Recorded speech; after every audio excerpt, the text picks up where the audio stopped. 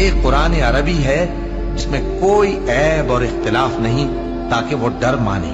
اللہ ایک مثال بیان کرتا ہے کہ ایک شخص ہے جس میں کئی آدمی شریک ہیں مختلف مزاج کے، اور ایک آدمی پورے کا پورا ایک شخص کا غلام ہے۔ بھلا دونوں کی حالت برابر ہے؟ نہیں، الحمدللہ، مگر یہ اکثر لوگ نہیں جانتے۔ اے پیغمبر، تم بھی مرنے والے ہو اور یہ بھی مرنے والے ہیں، پھر تم سب قیامت کے دن اپنے پروردگار کے سامنے جھگڑو گے۔ پھر اس سے بڑھ کر ظالم کون جو اللہ پر جھوٹ بولے اور سچی بات جب اس کے پاس پہنچ جائے تو اسے جھٹلائے۔ کیا جہنم میں کافروں کا ٹھکانہ نہیں ہے؟ اور جو شخص سچی بات لے کر آیا اور جس نے اس کی تصدیق کی، وہی لوگ متقی ہیں۔ وہ جو چاہیں گے ان کے لیے ان کے پروردگار کے پاس موجود ہے۔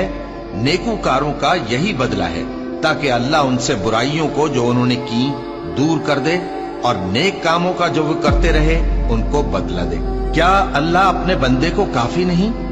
اور اے نبی، یہ تم کو ان لوگوں سے جو اللہ کے سوا ہیں یعنی غیر اللہ سے ڈراتے ہیں، اور جس کو اللہ گمراہ رہنے دے اسے کوئی ہدایت دینے والا نہیں، اور جس کو اللہ ہدایت دے اس کو کوئی گمراہ کرنے والا نہیں۔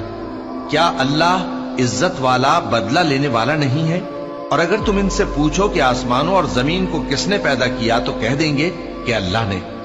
کہو کہ بھلا دیکھو تو جن کو تم اللہ کے سوا پکارتے ہو، اگر اللہ مجھ کو کوئی تکلیف پہنچانی چاہے تو کیا وہ اس تکلیف کو دور کر سکتے ہیں؟ یا اگر وہ مجھ پر مہربانی کرنا چاہے تو کیا وہ اس کی مہربانی کو روک سکتے ہیں؟ کہہ دو کہ مجھے اللہ ہی کافی ہے، بھروسہ رکھنے والے اسی پر بھروسہ رکھتے ہیں۔